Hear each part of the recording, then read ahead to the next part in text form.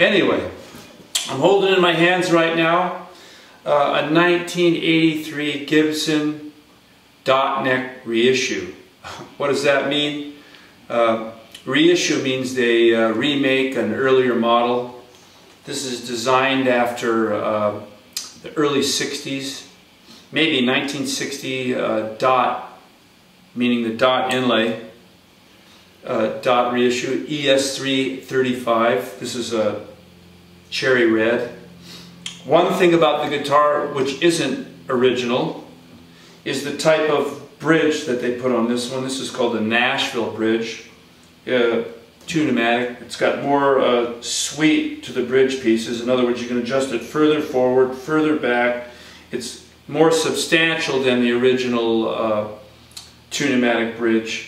It's got more metal, you know, stronger, larger posts that hold it in place. Because the original one used to tilt forward. You see a lot of them when the guitar is banged inside the case. This bridge has a tendency to bend forward on the earlier models, so they fortified that. These aren't the original pickups. When Gibson came out with these guitars, they introduced their ceramic magnet pickups, which are a high output pickup, but they don't quite have the beautiful tone of Alnico, which means you know, nickel, aluminum, cobalt. Alnico pickups, that's a type of magnet. So I put these in. This is a burst bucker in the front, #1, which is considered a tone pickup, and it isn't dipped in wax, which is called padding, you know. It's kind of a very lively pickup. Since I don't play it very loud, I don't have any feedback trouble, but it gets a really nice tone. The back pickup is a 57 Classic, which is a reissue, remake of early, you know, 1957 and late 50s type of Gibson humbucking pickups. And that word humbucking means that hum canceling. In a lot of situations you have refrigerators and neon lights that create 60 cycle hum in your you know, in your electronics or in your AC or DC, whatever. And two coils next to each other inside of the pickup helps cancel out that sound, unlike a Stratocaster, it's just single coil pickups. So it has a volume control for each pickup, separate volume controls and separate tone controls. People often ask me, what does a tone control do?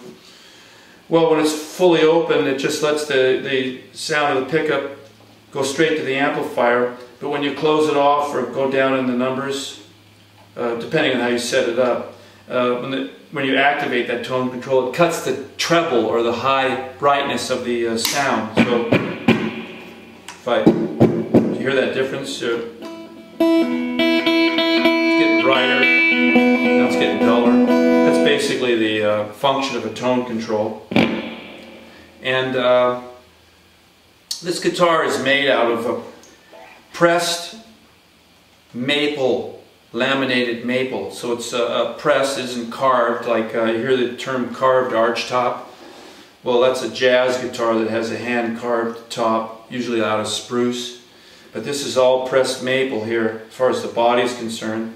It's got really nice binding. I like guitars that have binding on the neck. Just gives it an elegant look, and I like the way it feels, you know. It's got a mahogany neck. Mahogany is a very common wood used in guitar making, and definitely a toned wood, lends itself to a nice sound. I would say from the Gibson Corporation, this is probably the most versatile guitar that they ever made. You see guys using these in jazz, in rock, in blues. Great blues guitar, very popular.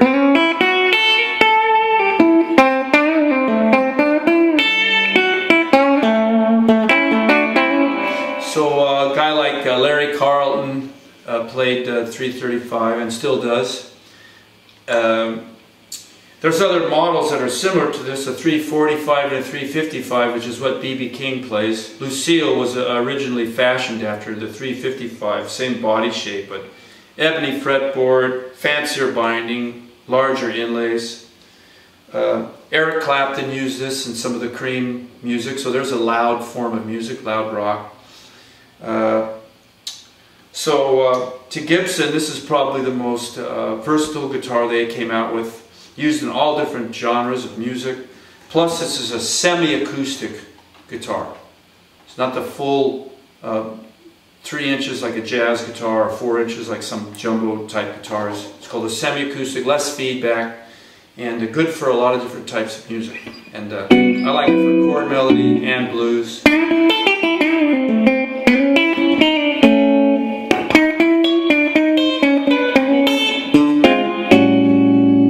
These guitars have been reissued with Grover machine heads. I think the Grover company and Schaller is another German company.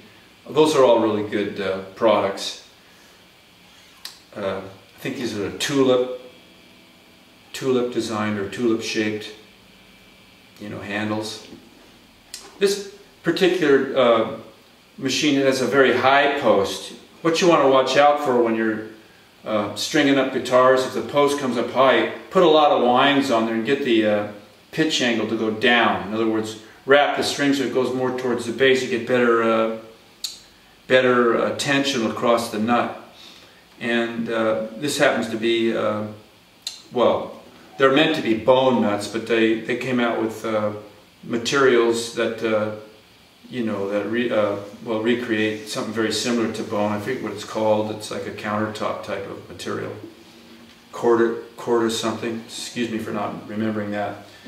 Probably the only thing I don't like about these guitars is the input jack, the way it comes straight out of the instrument. If I were to one day just hit that accidentally and I'm strumming hard, you see a lot of them cracked in the front of the guitar because it's just just, you know, just sticking straight out.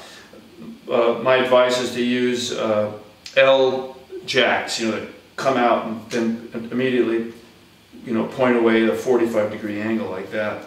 So you're not likely to hit that guitar. But pretty much that's just about everything. But it's got nice accessibility, like the Gibson SG. Les Paul, you know, which is a single cutaway, has a bit of guitar here that you have to kind of negotiate. But these 335s it's easy to play up high.